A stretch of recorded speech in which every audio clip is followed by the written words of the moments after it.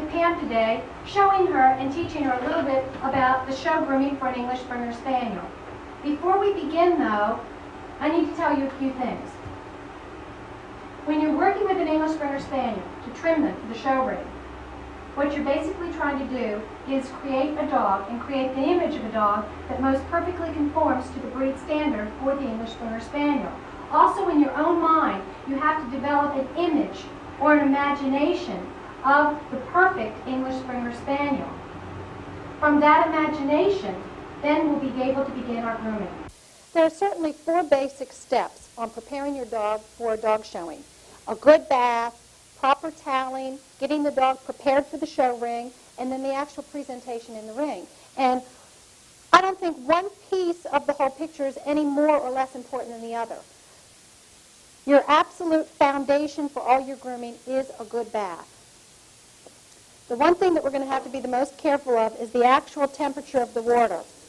Before bathing your dog, test the water on your hand first. I found many times that a lot of hot water will build up in a line before the cool water comes through.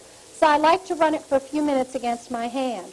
When you're bathing a dog, you want cool to warm water against your dog's skin. The natural body temperature of a dog is hotter than a person's.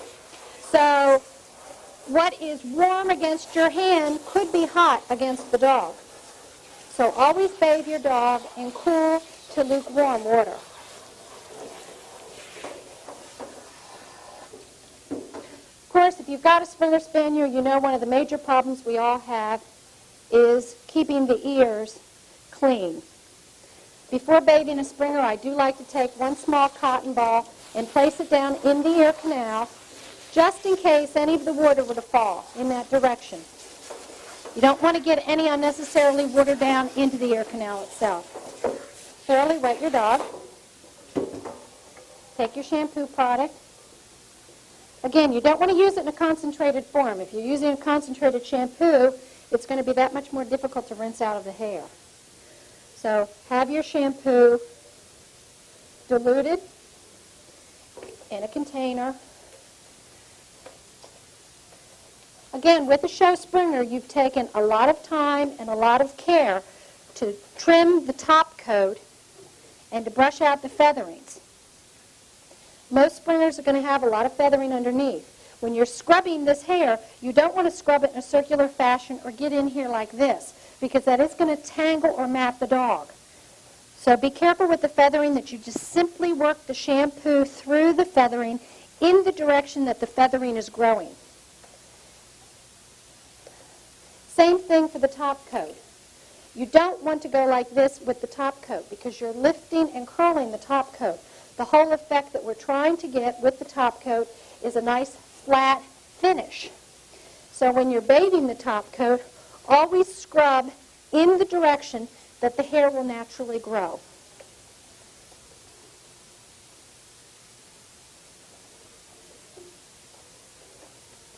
This is a good time in the bathtub, too, to do what your veterinarian will normally do once a year, but for a show dog, I think it's a very good idea that every time a show dog gets a bath is to express the anal gland.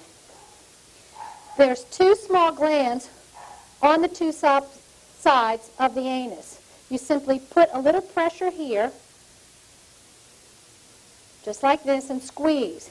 If there is anything in the anal gland, the fluid will come out. Simply take your warm water again on your hand first, then on the dog.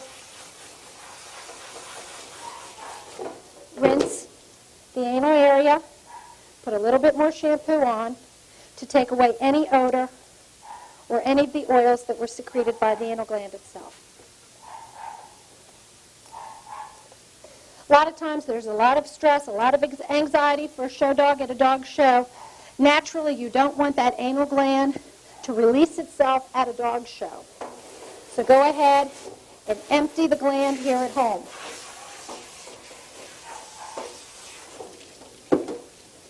Keep enough water on the dog that we lather nicely. Now I'm just going to lightly rinse this off. I'm not going to thoroughly rinse because we're going to shampoo the dog again. I like to do 2 shampoos. The first shampoo will normally get the mud and the dirt and the natural oils out of the dog's coat. The second shampoo is going to make sure that the dog is thoroughly clean. Also for a Springer, it's nice to use a whitening shampoo or a bluing agent, which we'll be doing shortly, as our second shampoo. I'm just going to go ahead and rinse out the detergent that we used for the first bath to get the dog nice and clean. Now in a separate container, depending on the directions on your whitening shampoo, a lot of them are 1 part to 12 parts water. Some of your bluing products are 1 to 20. Read your directions. Go ahead and mix your product.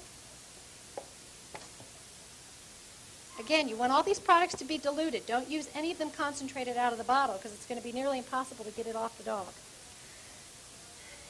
Any whitening shampoo that has this blue base, if you leave it on too long, can turn your dog purple or blue. Don't leave it on beyond the label directions. Don't think you're doing yourself a favor because you're not. Go ahead and place the blue shampoo on the white.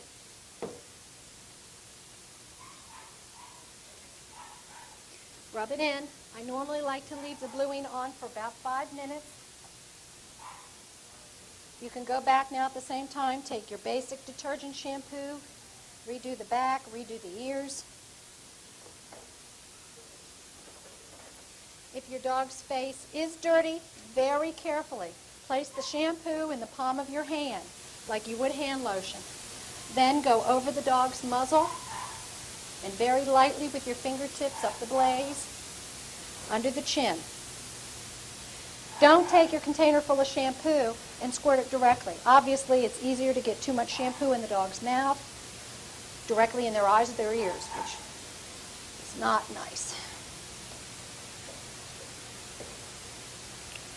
So again, we're going to be leaving this bluing shampoo on for about 5 minutes. Periodically, you can pick up the leg, scrub it in. On the short hairs, on the long feathering, you just want to gently work it through in the direction that the hair grows. You do not want to scrub in a circular fashion on the top coat or the long feathering. You can do that here on the short part of the legs. On the top coat again, you just want to work the shampoo in the grain of the coat. If the coat's growing down the sides, straight down the back. We've waited 5 minutes for the bluing to work. Again, starting at the front of the dog, at the top.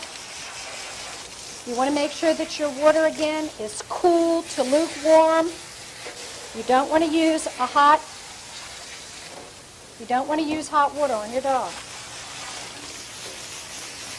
You don't want to have any unnecessary shedding on a dog or unseasonal shedding. If you use water that's too warm, it could trigger the dog into thinking that it's time for the undercoat or the feathering to be dropped. And we don't want to do that. We want to keep as much coat on our show dogs year-round as possible. And a show dog normally could have a bath once a week or as often as once every other week, depending on your show schedule. So again, the more heat you use on your dog's coat, the more hot water you use on the dog's coat, the more abrasive it is. So you want to keep most of your coat products soft,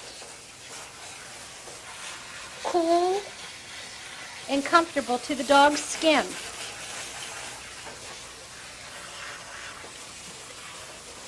Now, in between showing, for your conditioning baths, I would do a conditioning bath the same way that I'm doing this. I would use the bluing. I would keep that white hair even between show schedules and show seasons as white as possible. If you get too much staining on the dog's white, then when it comes time for the show season to begin again, you're fighting uphill. So even in the summer schedules or the winter months when you're not showing and you're giving your dog a routine bath, keep that white as possible. I wouldn't necessarily use any bleaching products on the dog in between dog showing. If you have to use it for an unusual amount of staining, or if a dog's been in a kennel on cement, or for a urine stain, fine, but then I would just use it very infrequently, and you always have to have a good conditioner on afterwards to seal the coat. But just for a routine bath, we're going to get all the shampoo completely rinsed out. You don't ever want to leave any shampoo product in the coat. It will act as an abrasive. It will hurt the coat. And if a shampoo is left on the top coat of a dog, it will work down into the skin. It will irritate the skin. A lot of times you'll find that you use a specific shampoo, and a day after the dog's had a bath, they scratch and scratch and scratch. Change your shampoo product. There's something in that shampoo product that wasn't good for your dog. The other explanation may be that you did not rinse all of the shampoo out of the dog. Make sure that it's all rinsed. You can feel it in your hands. Now, for routine conditioning, at home, in between your shows, take a container. Again, with cool water. I don't want to see any steam coming out of your containers, no steam coming off the dog. If you see steam, your water temperature is way too high. Take a conditioner, and you want to use a conditioner very diluted. Very diluted. Any nice conditioner for the coat is good. In between your showings, for just a conditioning bath, I would take your diluted conditioner. I would work it into the coat.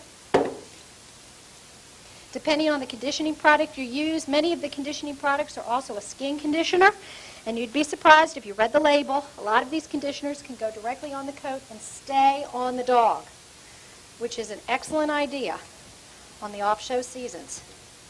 With this particular conditioning product that I'm using, this can stay directly on the dog. You need not rinse it off. If you're getting ready for a dog show, you don't want a lot of conditioner in the coat because it will make the coat limper. It will make it appear a little bit more greasy. Remember, always check your water against your own hand first. See this? Even this wants to run hot for about 3 seconds. Now I'm getting cool water.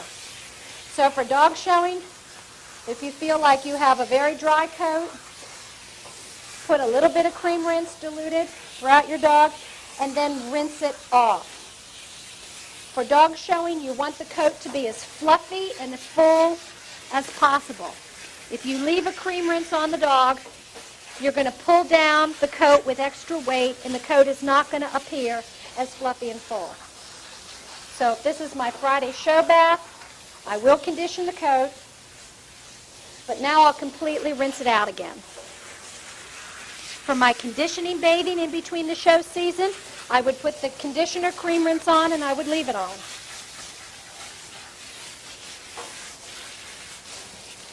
By leaving the cream rinse in the coat in between the dog shows, you're also helping to protect the hair. The cream rinse that you leave in the coat will keep the coat softer, will keep the coat from tangling and matting, and just naturally breaking off.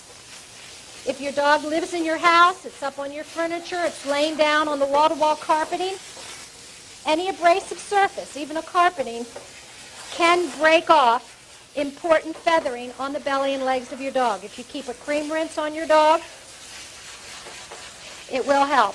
A lot of people like to have a cream rinse in one of the spray bottles, and whenever they put the dog up on the grooming table for a routine brush, they'll take a spray bottle full of the conditioner, and they'll actually mist the coat with a little bit of conditioner in that bottle, and then they'll leave that misted coat right on the coat.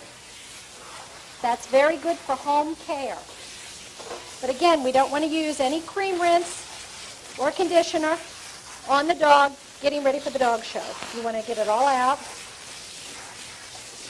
Also, too, right before the dog show, don't cream rinse the ears. The ears, for some reason, tend to be very oily on a Springer, just naturally. So you don't need conditioners on the ears. If you're trying to grow length, it would be a nice idea to have a conditioner on the ear at home in between the shows. But the night before the dog show, Do not place any cream rinse on the ear because the ear will be much greasier in appearance than what you'll want the next day. And again, for the showing, I'm making absolutely sure that I'm rinsing all of this cream rinse out. If you've got a dog with a very dry top coat, if it's been sun damaged, if you're having problems getting your dog on a proper diet to have that nice glossy sheen,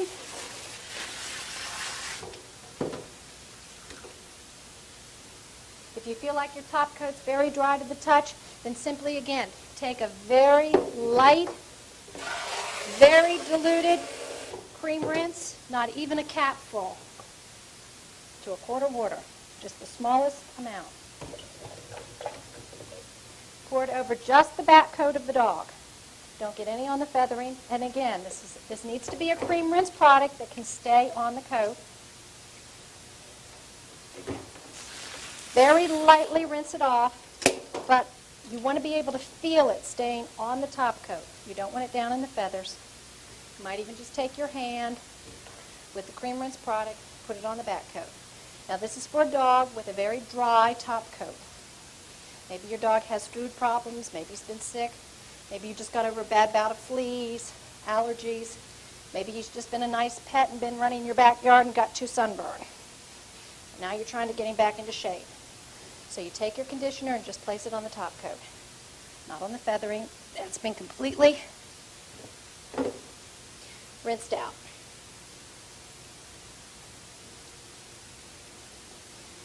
Now I'm just taking off the excess water. Now the next most important step on getting your dog ready is proper toweling. This is very, very important. I'm going to take Tinny from the bathtub now. We're going to go over the grooming table and we're going to discuss proper toweling. You probably noticed while I still had the dog in the bathtub that I didn't towel him off. This was actually done on purpose. You want to leave a lot of water and moisture in the coat when you're preparing the coat for blanketing. I put him on the table by wrapping the towel around him. You can go ahead and get the excess water off the short part of the legs and a little bit off the feathering. But again, you have to be careful not to do a circular motion that may mat or tangle or damage the coat.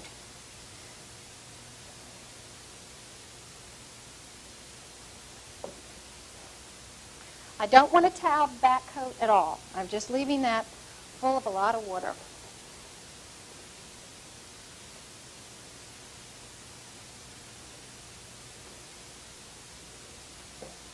Again, with the ears, you may just want to press up against the ear leather and the fringe to absorb some of the moisture out of there. All right, now with your slicker brush, on the top coat of the dog, brush the top coat in the direction of the grain that the hair naturally grows. On the sides, it's generally down. Along the back, it's straight back. Follow the grain, the natural lie of the coat, the natural grain of the coat. Before bathing, we completely brushed our dog out, so you don't need to go back through the feathering again. While the feathering is wet, the brush is going to have a lot of resistance. And again, anytime you brush with resistance, you're tearing out coat. Just leave it alone at this point. Now, it's not only important to properly towel your dog, but it's also important on fitting the towel to the animal. A puppy is smaller, a bitch is smaller. A male dog that's full grown is going to have a lot more body. They're going to have a lot more depth. They're going to have more length. One towel does not fit all dogs. You need to fit the towel in such a way that it's going to go from the back of the neck to the tail, just the base of the spine. You don't necessarily want it hanging over. You don't want the towel so long that when the dog walks, he trips on the towel. At the same time, you don't want the towel so short that it's not completely fully wrapping around the dog. If the towel is too small, then you're going to find the areas where you've pinned it are going to pull and tear at this coat underneath. And again, we don't want to tear any of this pretty feathering out. I'm going to give you an example here. This is going to be a towel that's actually going to be a little bit too small. Whenever you work with these towels, of course, that's much longer than the natural length of a dog's body. You need to fold it in half. It's very important that when you fold this, the shorter fold that lays on top, you always want this to be on the surface of the dog. You don't want this up against the back coat. If this is up against the back coat, you're going to create a line because there's going to be pressure from the top of the towel placing down here. When you take it off the next day, you're going to have a line. So wherever you fold it, the fold needs to be on the surface. I'm going to take the towels and place them in an accordion fashion, back and forth, layering over the shoulder of the dog. I like to take my first pin under the throat,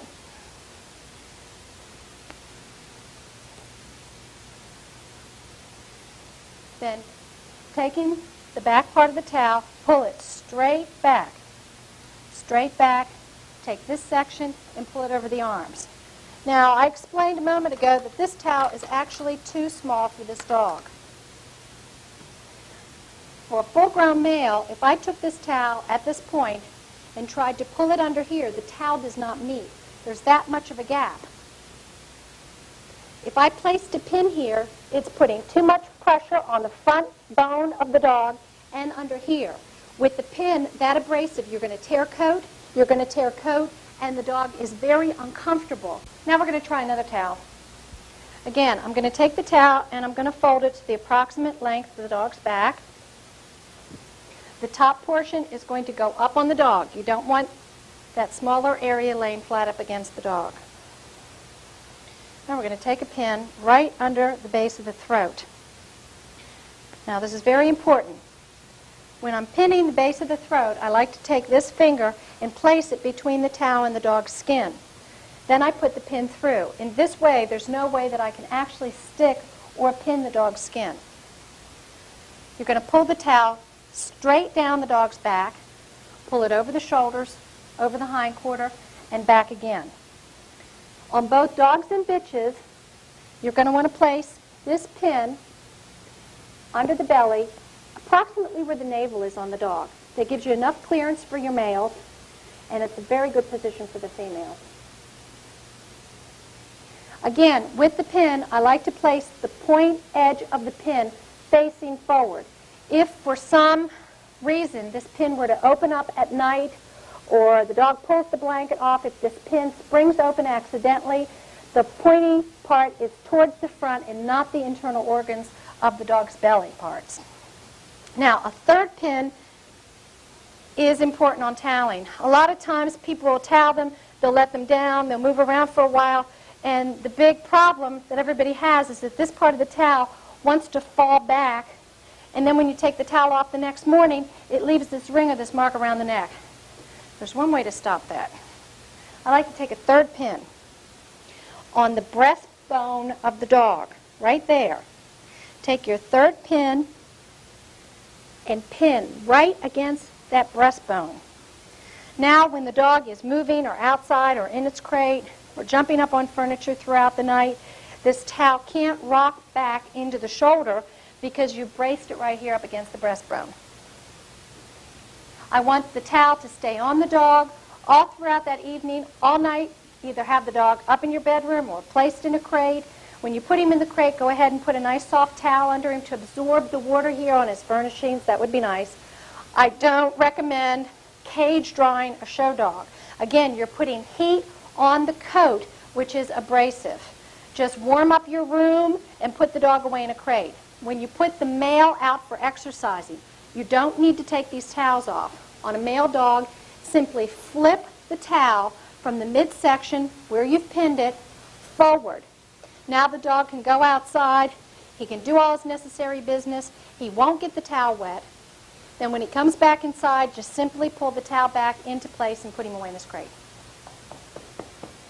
Also, again, on your 2 or 3 day dog show circuits, after the dog is shown on Saturday for the first time, bring him back, lightly mist him, brush the top coat again in the grain that it's growing, put the towel back on and leave the towel on again for that second and third night in between each show. I'd like to show you the equipment that you need to use. slicker brush, nail clipper, 3 blades, a 7F, a 9 blade, and a number 15. Your clippers, 3 pairs of scissors, a short, straight foot shear, a thinning shear, preferably single-edged, and a curved shear for the feet, and a comb. The first thing we're going to do is concentrate on the dog's head and expression. For this, I'm going to use my clipper with a number 9 blade. Whenever you're using the clipper on the surface of the dog, it has to be on a tight, smooth surface. We're going to begin with the cheek, and I'm going to go against the grain. The outline that I'm going to follow is from the corner of the ear to the corner of the eye, from the corner of the eye down to the corner of the mouth. And we're going to remove this section of hair first.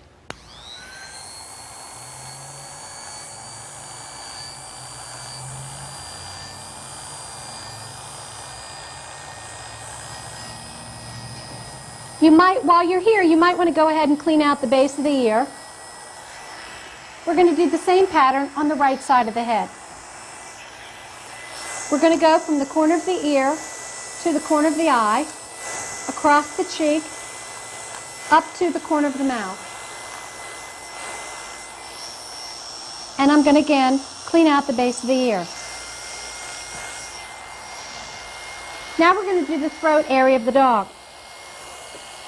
It's very easy to predetermine exactly where your mark's going to be for the throat section of the dog. All springers have a very prominent brisket bone. Take 3 of your fingers and simply place them on top of that brisket bone, and that will make your mark for where your throat begins. Again, I have a number 9 blade, and I'm going to be going against the grain. Sit.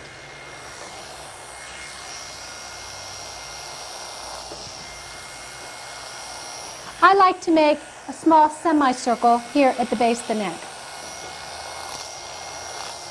We're going to be taking our 9 blade and cleaning out all of the muzzle area.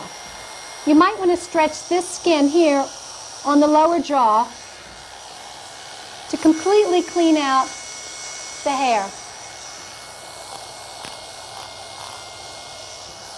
Finish by taking off all the whiskers on the underside.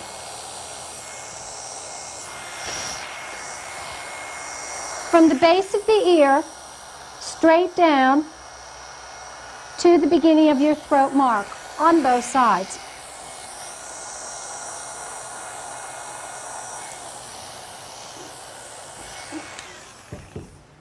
While you're trimming, try to stop often and run the slicker brush through the areas that you've already completed.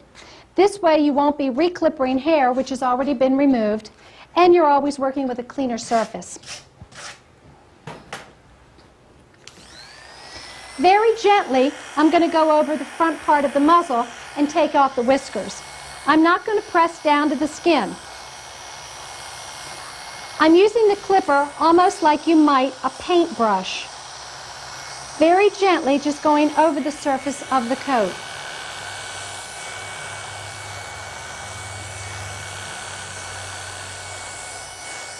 Keeping the number 9 blade on the clipper, I'm going to work on the ears. Again, I'm going to remove the top portion of the ear. Now, if you're trimming the dog a few days in advance of the dog show, you can go against the grain as I'm showing you here, because it will be giving you 2 or 3 days prior to the show date to have some of that hair grow back in. If you're trimming the dog Saturday morning or Friday afternoon or evening before the Saturday show, you might want to take your 9 blade and go with the grain of the hair over the ear.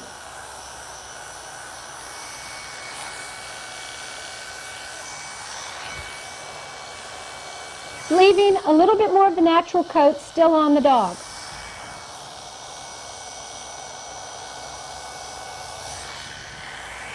On the base or the underside of the ear, I like to go against the grain just slightly with half a blade width. This will make the ear fit very tight up against the head and give a softer, more pleasing expression.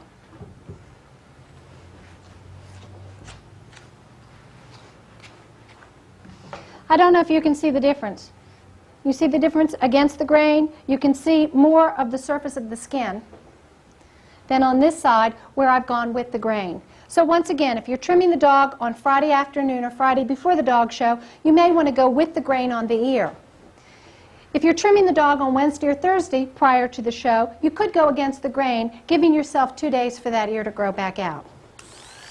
To do the top skull of the dog, again, I'm going to use the 9 blade. But this time we're going to go with the grain rather than against. The breed standard of an English Springer Spaniel states that a Springer's expression should have a high arched eyebrow with a moderate stop. To help enhance that particular look or expression on the English Springer Spaniel, I've always imagined a line from the corner of the eye around in a semicircle or half moon to the other side and corner of the eye. In this area, I don't do any clipper work. So my clipper work is going to begin on the top skull of the dog, from the corner of the eye straight back, around in a semicircle, straight back over the back skull, back again to this corner of the eye. Very lightly, with the 9 blade, I can take off the whiskers above the eye. With a 9 blade and with the grain of the hair, I'll go over the top of the ear, blending in the ear leather.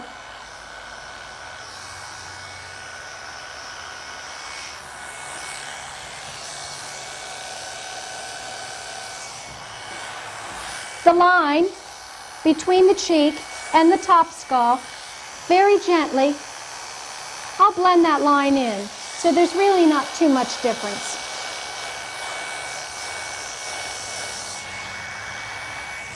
When you're doing the back of the skull or the occiput area, you don't want to take your clipper over there because you will leave a clipper mark in the curved part of the bone.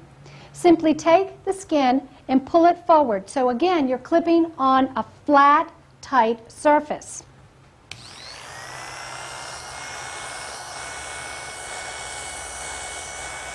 Just go smoothly straight off that edge. Then when you're done, the skin will fall back into the neck naturally.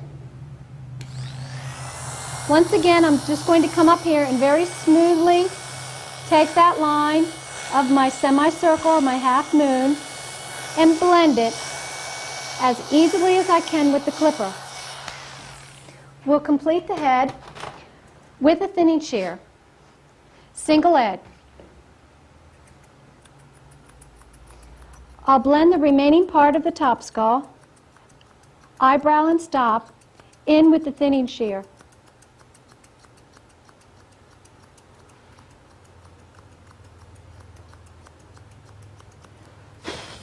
This will leave enough of the additional coat over the eyebrow of the dog to give a beautiful sculptured look and expression.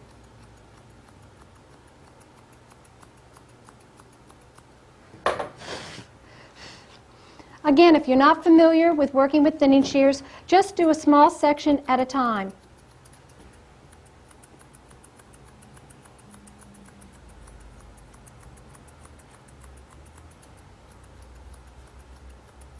If we go back to the ears for a moment, Yeah. what can you use for a focal point to determine where you want to start?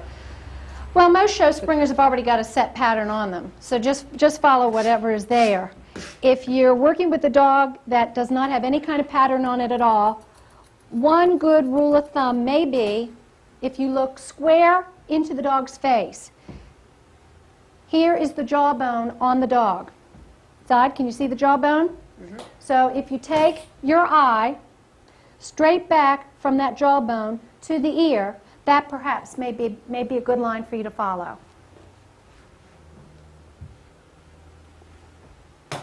Now with the straight shear,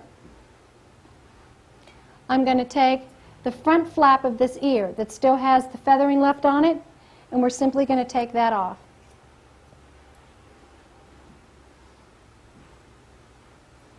Just the same length that we've clippered. You don't want to go down into the feathering of the ear. You just want to do that front flap where you've already clippered.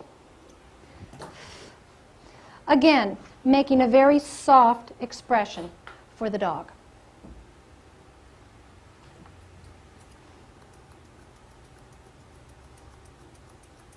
Take back your thinning shear and just keep working in this area into the back skull until everything is smooth and neat. Are you using the thinning shears in the same way you'd use a pair of scissors almost? Or are you going into the coat? No, I'm going into some of the depth of the coat. I'm not right on top. I'm putting a little bit of pressure. I'm blending more than I'm cutting a straight edge.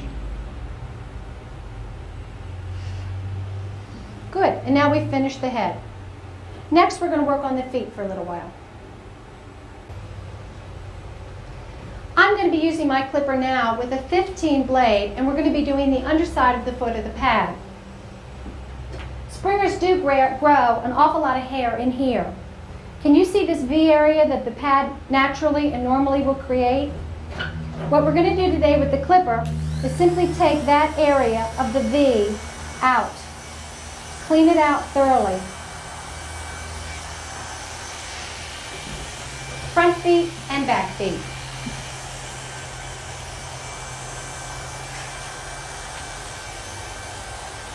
You don't want to go up into the toes with your clipper. Only take out that V area for now. Now we're going to work on the top part of the foot. We're going to finish the top of the foot now, and I'm going to begin that with a straight edge scissor. I'm going to pick up the foot and clean out the rest of the underside of the foot where the toes are.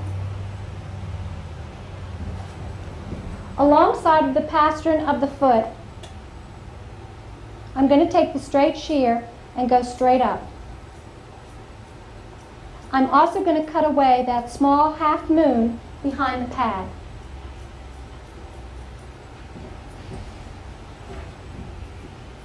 We're going to outline the toe.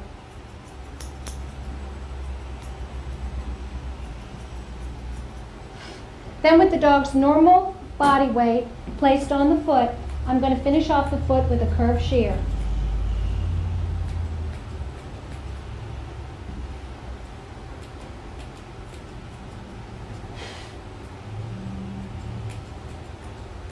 Now before you begin your feet, you want to make sure that each foot is brushed out thoroughly. You don't want any matting or any tangles in between the toes. A major mistake that a lot of people want to make when they're grooming feet is that they have a tendency of taking their slicker brush and taking all the hair in these toes and pulling it straight up like this and then clipping the foot. Again, the breed standard does require that a Springer have a tight, round foot. By doing this, you're going to open up or splay the toes. When I'm trimming the foot, I like for the natural hair to be in between the toe. So the only hair that we're really interested in cutting away is the natural feathering that would grow on top.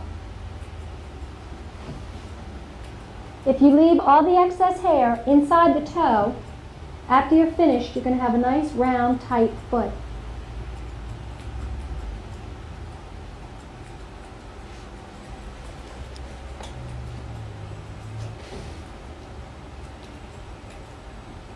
We'll do the same thing in the rear foot.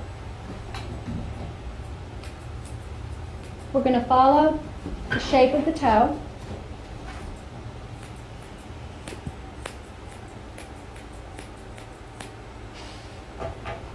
Placing the natural weight of the dog back down on the toe, I'm going to take the curved scissor straight over top.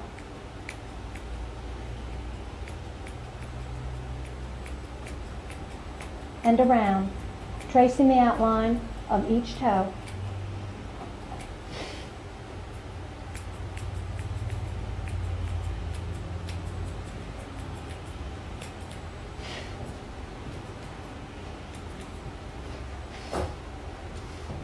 While we're back here, we can also work on the hocks.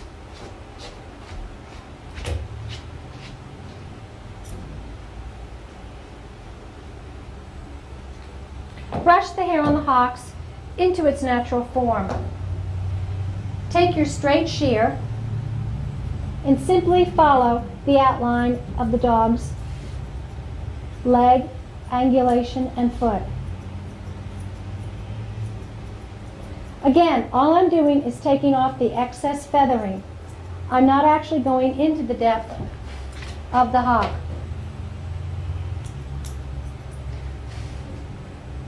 To give you an idea of how much I'm leaving, it's quite a lot. Half an inch, 3/4 of an inch. You want to leave quite a lot of hair back here, but you don't want it to feather out or be unsightly. So I'm just shaping it to look like part of the bone structure of the dog's foot.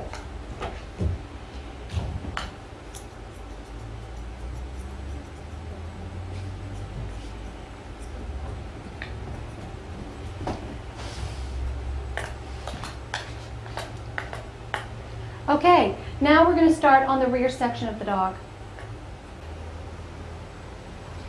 Now we're going to work on the base of the tail.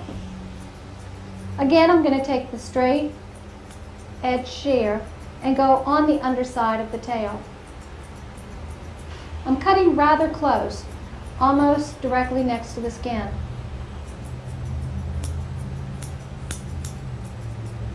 I like to shape a small half moon or semicircle at the base of the tail, so it looks very natural.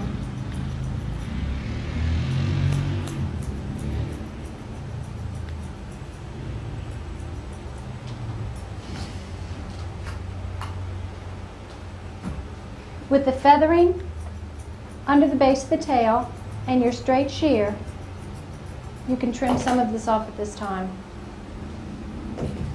Come alongside of the tail and alongside of the tail. The top part of the tail will be done later when we're working with the top coat.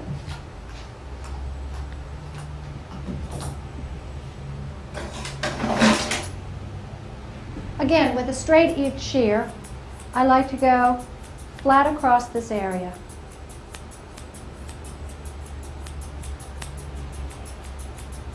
Just under the base of the tail.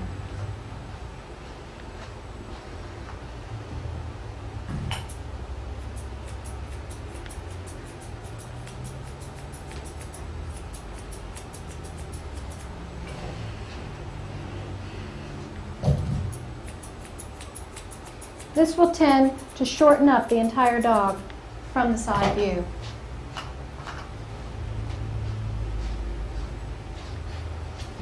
Now we can begin working on the neck, the shoulder, and the top coat. I'm going to blend in the neck and shoulder. I'm back to my clipper and I'll be using a 7F blade. And we're going to go directly behind the ear, following our original mark that we left on our neck. Very gently, you're going to take your 7F blade and you're almost going to paint over the surface of the dog through the neck and shoulder, blending very gracefully and very gradually off onto the shoulder blade.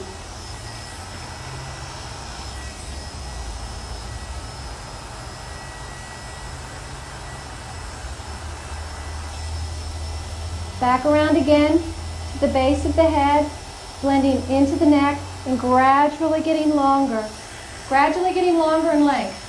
You're shorter here, longer, longer, longer, longer, longer. So the pressure that you apply to the clipper as you go down the base of the neck will change.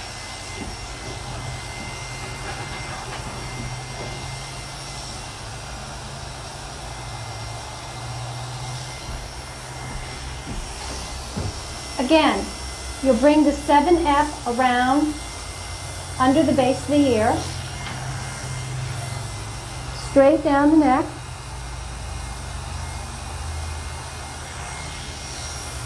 and then as you go back into the neck, you'll just slightly paint, gradually blending off into the shoulder.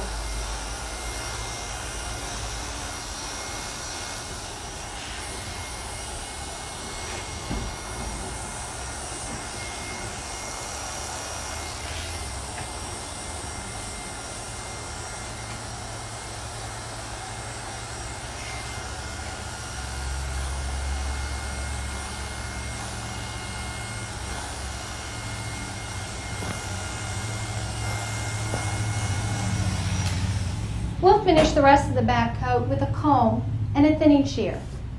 I call this back scissoring.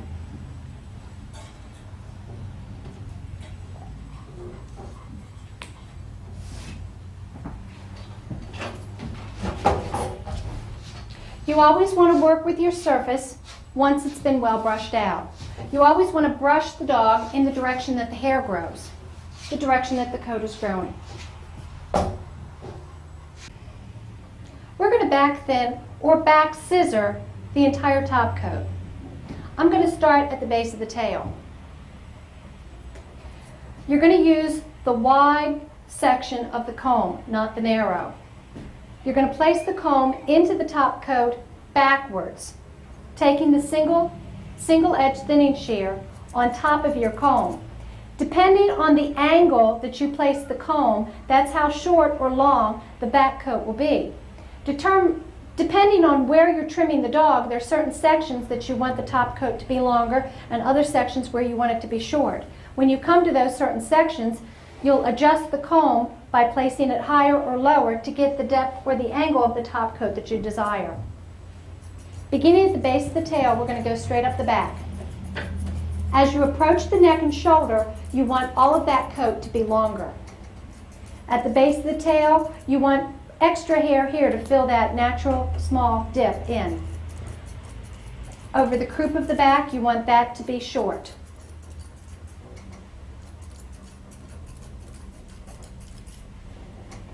An important thing to remember when you're back scissoring or back combing is to constantly keep your comb and your scissors moving. Don't simply place the comb in here, cut, and then move it and go there. You're probably going to end up with scissor marks throughout the dog's coat. You want a constant fluid movement. As soon as you're done with a small section, take your slicker brush and brush what you have. Then begin again. We're going to do this throughout the entire back of the dog. The top of the tail,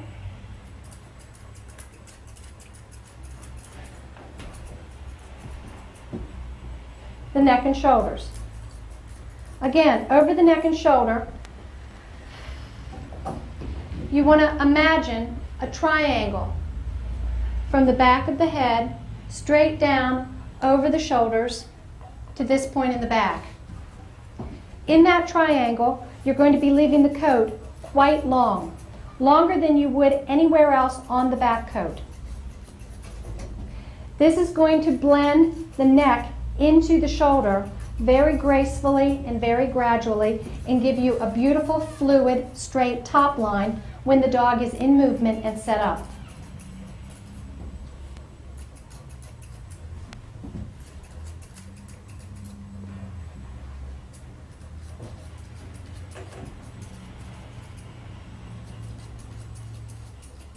You want to place the comb in the opposite direction from which the hair is growing. Down the center of the back, we trimmed in this direction. On the sides, because the hair is growing in this direction down, we'll back comb opposite to that by going directly up on the sides.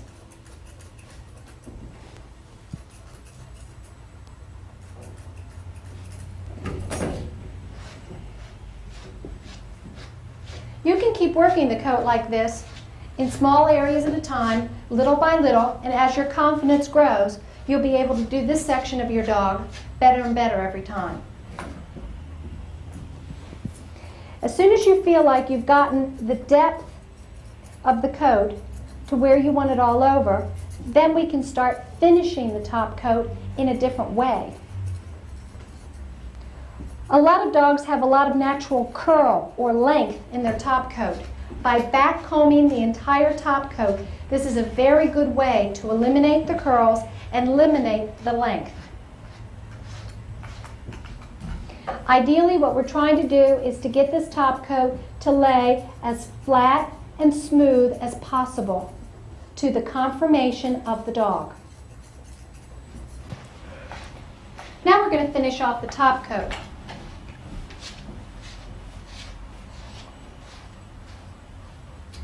With the same single edge thinning shear, we're now going to go over the surface of the coat. Whenever you work the thinning shears in this way, you always want to make sure that the thinning shears are following the natural grain of the coat. You want to place the scissor in the direction that the hair is naturally growing. Along the sides, we'll go down. Directly over the back, we'll go straight.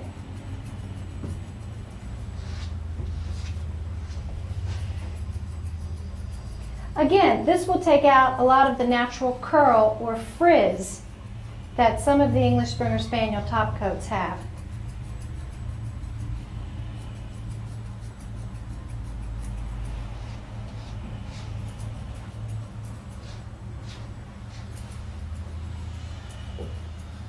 Because an English Springer Spaniel is actually required to have an undercoat or some depth, I don't necessarily advise people to take a stripping knife or a stone and go through their coat, because you're not really working the top coat of the dog or eliminating the frizz or the curl. You're taking out the undercoat on the dog, and the undercoat needs to be there.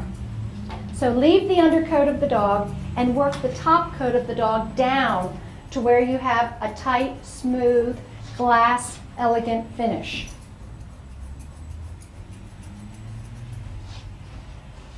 You can see how my scissors are constantly moving. Don't leave a thinning shear in the same place 2 or 3 times in a row and cut, or you're going to leave a scissor mark. Always have your shear gliding across the top of the hair.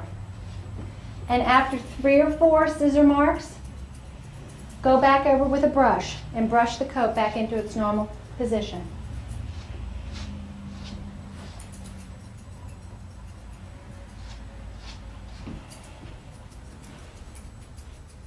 Again, down the side of the dog, we can blend the shorter top coat into the longer featherings.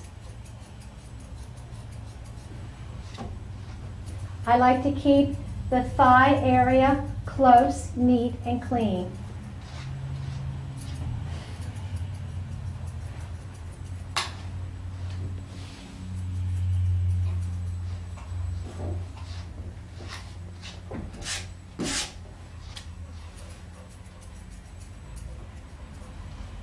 Now I'm going to come up to the neck and the shoulder and the elbow and finish off the front of the dog. Again, with your thinning shear over the surface of the top coat and the blade of the thinning shear following the natural grain of the hair.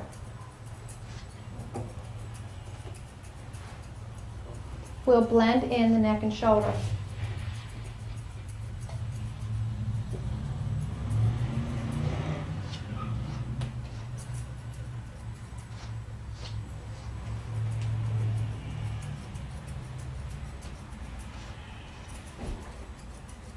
You want the shoulder blade to be tight and flat up against the body of the dog. Come down here. All this extra hair over the elbow can be taken off with the thinning shear. Again, looking down over the surface of the dog, anything that's sticking out and not fitting tight to the dog's body can be removed with the thinning shear. Come straight down through the shoulder.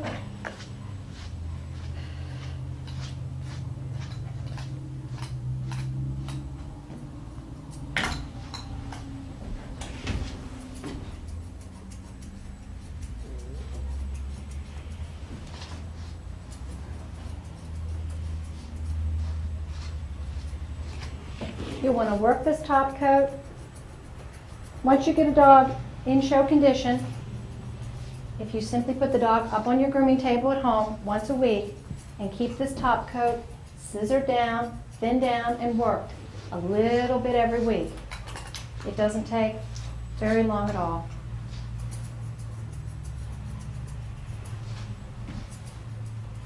This is also a very good way to get off all of that dry, bleached out, sun bleached hair on a liver springer by backcombing and then finishing the surface of the top coat with the thinning shear.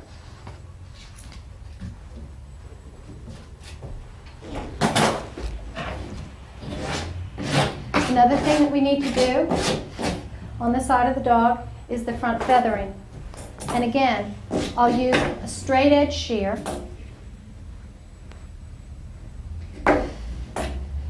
Springers tend to grow almost to where they're touching the ground, which isn't good for showing. So we're just going to take this straight across.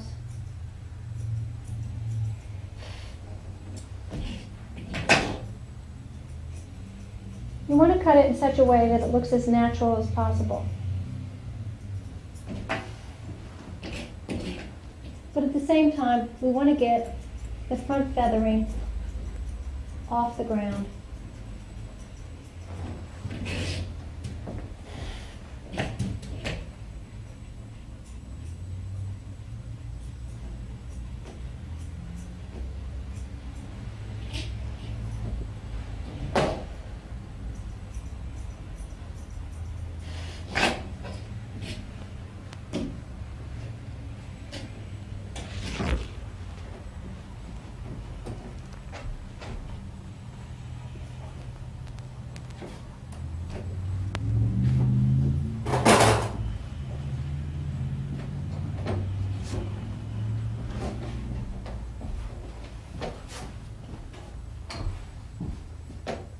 And there's your completed show trim.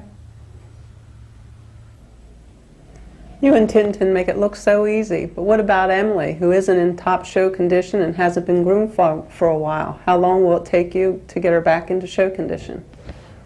Well, Emily's pretty typical of the kind of condition of a dog who's been a house pet. She hasn't been shown in over a year. She hasn't been clippered, she hasn't been shown, she's slightly overweight, she's been spending a lot of time on the couch watching TV. It's going to take me approximately 6 weeks to get Emily back into show condition. She needs some exercise, she needs to be put on a proper show diet. The very first thing that we're going to have to do is trim her tightly the way we did Tinny earlier today. We'll start working her nails back by clipping them once a week.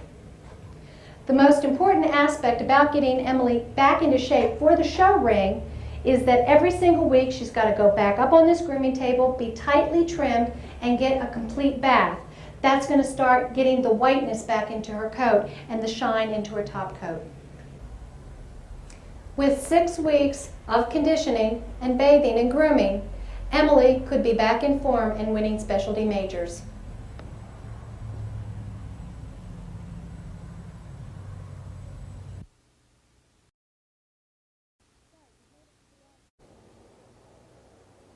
So, you've made it to the dog show. We've done all of our preliminary work at home. The dog was thoroughly groomed, bathed, and toweled the day or evening before. And if you've managed somehow to get your entry in, travel the 2 or 3 hours to get to the dog show, unload all of your equipment, get it in through the crowds, get yourself set up, organized, and find your ring, now you're finally at a point where you can actually put your dog up on the table to get the dog prepared for the dog show. This is going to be your setup for the dog show. You always have your crate indoors. You'll want to put your tack box on top of one of your crates so you have easy access to work off of it. Come on, Tinny. Come on.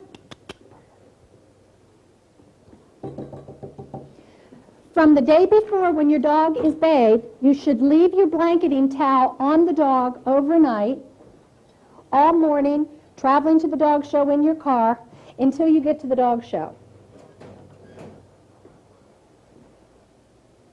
Before we begin working on our dog, of course you want to take the towel off. You may also want to take in consideration the preparation time it's going to take for the actual dog showing. I usually consider a half an hour of work to 45 minutes of work on each dog that I'm showing before the actual judging time.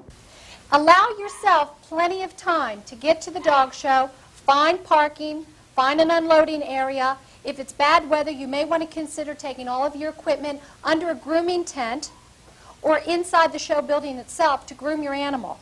Always try to take some type of a crate or a portable crate, your tack box, any equipment that you might want to have, a good grooming table, your grooming arm, getting your dog inside. If there's a big crowd early in the morning, all of this could take you as long as a half an hour, an hour. And if you're traveling alone, then you still need to go outside and repark your car.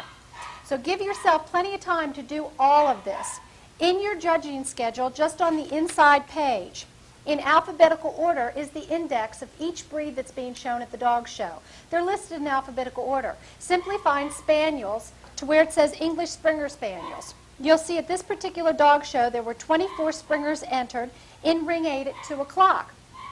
If you know that it's going to take you 2 hours of preparation time at the dog show and 2 hours of driving time to get to the dog show, then allow yourself 4 to 5 hours that morning to get yourself set up. But sometimes this could be a little misleading. At this particular dog show, if you continue inside on the judge's schedule, you'll see in ring 8 at 2 o'clock, Springers are not the first thing scheduled. There are 19 other dogs shown before Springer Spaniels that day. A good rule of thumb is that it takes generally 2 to 3 minutes per dog for the judge to examine. If you have 19 or 20 dogs scheduled before Springers begin in ring 8 at 2 o'clock, it's going to take 30 to 40 minutes to judge those 19 or 20 dogs. So Springer Spaniels on this particular day really aren't going to be going into the ring until about 2:30, 2:35, or 2:40, allowing you some extra time. When you get to the dog show, it's a very good idea to go ahead and buy yourself a catalog that morning. The exact same information that came in the judge's schedule in the mail that week is also in your catalog. On the first inside pages, you'll find the exact same index of breeds. Again, you could look up your breed, find the ring. When you first get to the show, you may want to take some time and find out where your ring is. If you're outside a building, on the inside of the building, on the east part of the wall or the west part of the wall. You're going to want to unload your equipment and get your grooming area set up as near to your ring as possible so you're not fighting crowds, and possibly you might even be able to stay with your dog and your equipment and actually see the ring as it's going along to judge your time. Once you're inside the dog show, again, you want to take your nice collapsible crate. You want to have your tack box. You want to have all your equipment right there self-contained. Many of these dog shows are on outside fairgrounds with very little water available.